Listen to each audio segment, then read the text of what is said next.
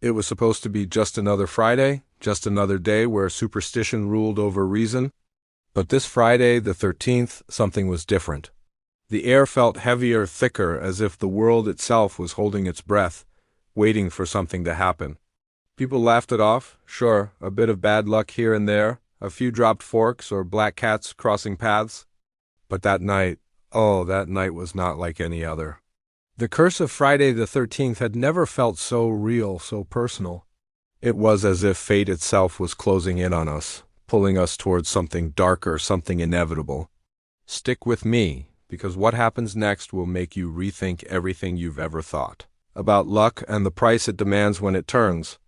If you're curious to know what happens when the luck finally runs out and the curse of Friday the 13th turns deadly, hit that subscribe button and turn on notifications.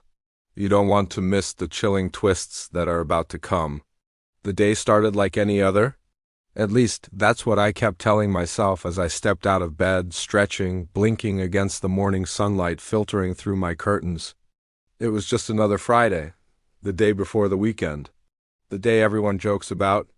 Watch out for black cats, they say. Be careful of ladders and broken mirrors, silly superstitions. But as I walked out the door, I couldn't shake the feeling that something was off. It was like the world itself was holding its breath. The sky seemed darker, the air colder, and no matter how much I tried to dismiss it, there was an unsettling weight pressing on my chest. As the day went on, the feeling only grew stronger. Small things started happening. I spilled coffee all over myself before leaving for work. I missed my bus by mere seconds. The streetlights flickered and buzzed as I passed under them like they were watching me. I tried to ignore it, but it was impossible. I wasn't just being paranoid. Something was happening. The real problem started when the clock hit 6 p.m. I was on my way home, just about to turn the corner to my street, when I saw something strange. A man standing at the edge of the park. He wasn't doing anything, just standing there, staring at me with eyes that seemed too wide, too empty. I didn't know why, but I couldn't look away. It felt like the world had slowed and all the noise of the city disappeared. Then, as if he knew I was watching, he grinned. It was a grin that didn't belong to a human. There was nothing warm about it. It was empty, predatory. My pulse quickened and I hurried past, not daring to look back. But I could still feel his eyes on me, as if they were boring into my very soul. That night, the weirdness didn't stop. I couldn't sleep. Every time I closed my eyes, I saw that man's grin. But worse than that was the sense of doom that hung over me. It was as though something was closing in, a shadow that was slowly swallowing the world around me. The hours passed, and eventually I must have drifted off, but it wasn't a restful sleep. It was full of restless tossing, dreams that didn't feel like dreams at all. And then I heard it. A knock, not at the door, but at the window. Soft, deliberate, as if someone was trying to get my attention. I didn't want to look, I didn't want to see who it was, but I couldn't help myself. I turned my head slowly and my breath caught in my throat. There, standing outside my window, was the man from the park. But he wasn't just standing there. No, now he was smiling. His eyes were glowing, unnatural, and I could see his teeth now too sharp, too white like the fangs of a predator. I froze, my body paralyzed with fear. I wanted to scream, to run, but my body wouldn't move. All I could do was watch as he stepped closer to the window. And then he spoke, his voice low and gravelly, almost like it came from the depths of the earth. "It's time, isn't it?" The words echoed in my head, louder than anything he had actually said. And then, just as suddenly as he appeared, he vanished into the night, leaving only the sound of his laughter hanging in the air. But that wasn't the end of it.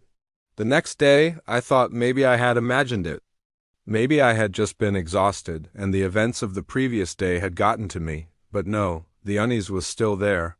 The curse of Friday the 13th had followed me into the next morning, and the bizarre occurrences continued. Small things, at first broken mirrors, strange phone calls, odd messages left on my voicemail. But by the end of the day, it was clear the man was back. He appeared again, not in person this time, but in the shadows. He was always watching, always following, like some relentless shadow that wouldn't let go. But the worst part was what happened when I went to sleep that night. This time, the knock didn't come at the window, it came at the door. Soft at first, then harder, as though someone was desperate to get in. I didn't want to open it, but I had to. I had no choice. When I did, there he was again. The man, but this time his grin was wider, impossibly wide, stretching across his face like a grotesque mask. "You've been marked," he whispered, his breath hot against my face. "The curse is real. And now you belong to it." That's when I realized what he meant. This wasn't just a coincidence. This wasn't just bad luck. This was something much worse, something darker. The curse of Friday the 13th wasn't just about bad things happening. It was about being chosen, being marked by a force older than time itself. I didn't know how to escape it. The man's grin flashed before my eyes as the darkness seemed to close in. The room felt colder, and I knew something was about to change, something horrible. I wasn't going to be able to outrun this.